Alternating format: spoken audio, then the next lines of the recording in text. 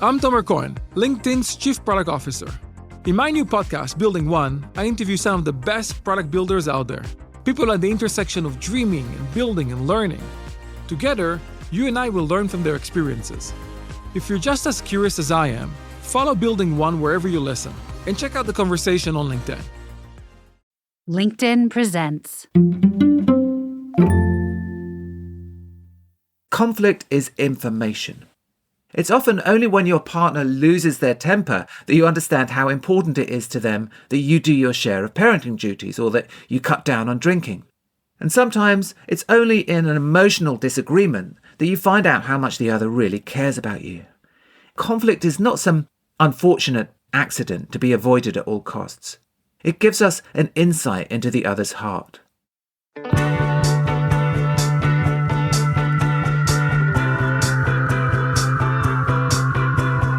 This is the Next Big Idea Daily, and I'm your host, Michael Kovnat. Happy Thanksgiving, everyone. I hope you have plans to celebrate with family and or friends, and that the holiday is filled with connection and gratitude. But we all know it doesn't always go that way. Sometimes gathering family around a table is a recipe for conflict, because even well-meaning people don't always get along, do they? But there's no reason to worry too much about that, because disagreement might actually be the key to learning, to growth. Conflict might actually be the key to collaboration. These are the kinds of ideas you'll hear in Ian Leslie's book, Conflicted: How Productive Disagreements Lead to Better Outcomes.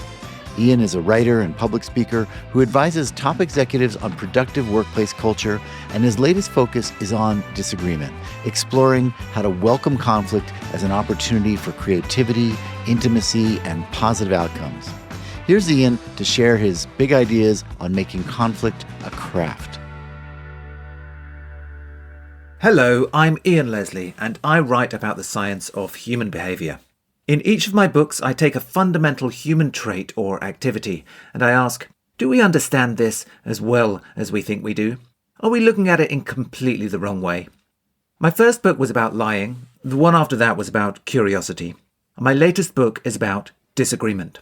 I think we're terrible at it, and we urgently need to get better. When I started writing this book, I thought it was going to be about how to resolve or avoid conflict. And I soon realized that our biggest problem isn't conflict, it's the avoidance of it.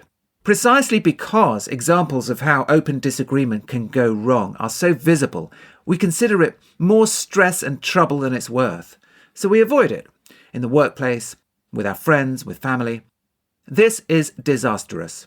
Instead of avoiding disagreements, our goal should be to have better disagreements. Otherwise, we're going to miss out on their immense benefits. Disagreement makes us more intelligent as teams and as individuals, and it helps us to reach better decisions. It makes us more creative and innovative, and perhaps most surprisingly, it brings us closer. So why is conflict beneficial for relationships? We can start to answer that by looking at the science of romantic relationships. Marriage counselors and advice columnists usually advise couples to discuss their differences calmly rather than engage in angry confrontation. It sounds terribly reasonable, doesn't it? And terribly unrealistic. Many of the couples I admire most exchange hot words on a fairly frequent basis. Well, there's now a growing body of evidence that says conflict, including heated rows, can actually make relationships stronger. In the lab, psychologists closely observe couples discussing points of contention in their relationship, and then they monitor the progress of those couples over the months and years to come.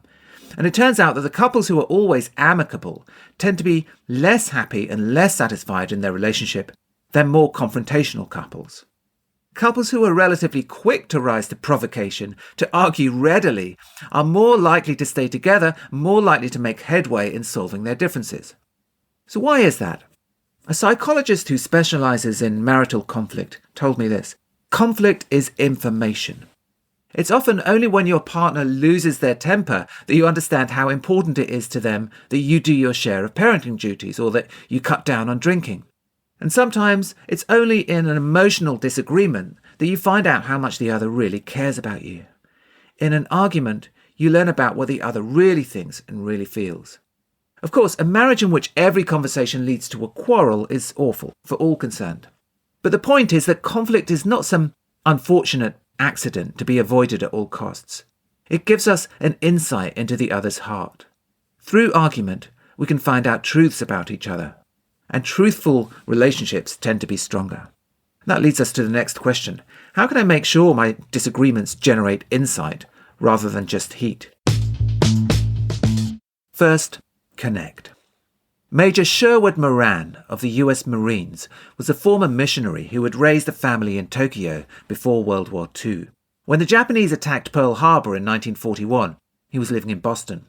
Realizing his fluency in Japanese might be helpful to the war effort, he enlisted. Moran soon became known as an extraordinarily effective interrogator of Japanese soldiers. The Japanese were fanatically, suicidally committed to their cause and deeply hostile to Americans. Yet somehow, Moran always found a way to open them up.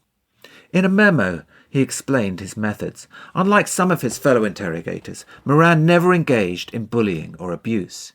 He believed that if the prisoner was forced onto the defensive, that merely reinforced their determination not to speak. Instead, said Moran, the interrogator should aim to achieve rapport with the prisoner. Even the most implacable prisoner has a story he wants to tell. The interrogator's job is to create conditions in which he feels willing and able to tell it. And the surest way to do that, said Moran, is to show that you are interested in him as a human being. So here's Moran. Make him and his troubles the centre of the stage, not you and your questions of war problems. Ask him if he's been getting enough to eat. If he's wounded, talk about his wounds. Ask if the doctor has attended to him. Now today, most expert interrogators agree that establishing a rapport with a suspect is the key to getting them to talk. Good interrogators don't operate like the interrogators you see on TV, slamming their fists on the table and making threats. They don't demand anything. They don't even ask for information until they've established a human connection. Instead of saying, tell me what you know, they say, tell me your story. And then they listen. Very few of us will ever have to interrogate someone, but we can apply Moran's wisdom to disagreements. One of the mistakes we make most often in disagreement is getting to the point of difference too quickly before we have made a connection. The key to a productive disagreement is to get the other to lower their shield. You don't do that by pushing them. Instead of applying pressure, you need to make it easier for them to move your way. So before getting to the tough part, show the other person you've listened to them. Tell them where you agree with them, what you've learned from them. Put them and their troubles centre stage. Have the disagreement, but first, connect. Create the adversary you want. In 1993, Nelson Mandela, then South Africa's leader-in-waiting, faced a clear and present danger. 3 years before, he had been released from prison, marking the fall of apartheid. He was now the unofficial head of a government preparing the country for its first fully democratic election, in which the country's black majority would have a vote for the first time. Not all white South Africans were reconciled to this idea. That year, 15,000 men attended a rally near Johannesburg, waving Nazi flags and toting guns. At the climax of proceedings, a silver-haired man in military uniform rose to speak. This was Constant Viljoen, a former general in the South African army renowned as a ruthless enforcer of white supremacy. To wild cheering, Viljoen told the crowd he was prepared to lead the fight for a separatist white state, even if that meant a bloody conflict. When Mandela saw the rally and read reports of a 100,000-strong militia, he considered having Viljoen jailed for treason. But doing so risked making Viljoen a martyr, just as Mandela's own arrest had done many years before. Besides, Mandela's aim was to build a democracy in which all races felt included. So he decided on a different course. He invited Viljoen to tea. Viljoen arrived at Mandela's house in a Johannesburg suburb, accompanied by 3 other former generals. He knocked on the door and waited for a servant to open it. To his surprise, it was Mandela who greeted them. With a wide smile, the ANC leader ushered in his visitors and suggested that he and Viljoen talk privately before the negotiations began. The 2 men went into Mandela's living room. Mandela asked Viljoen if he took tea. Viljoen said yes. Mandela poured him a cup. Mandela asked Viljoen if he took milk. Viljoen said yes. Mandela served him milk. Mandela asked Viljoen if he took sugar. Viljoen said yes. Mandela added some sugar. Shortly after this meeting, Fielding ordered the disarmament of his militia without a shot being fired. He became a member of South Africa's democratic government and a devoted admirer of President Mandela. Later, he recalled being served tea by Mandela as a pivotal moment. In a tense conversation, each person strives to put on a good face, to project a desired impression of themselves as authoritative and impressive.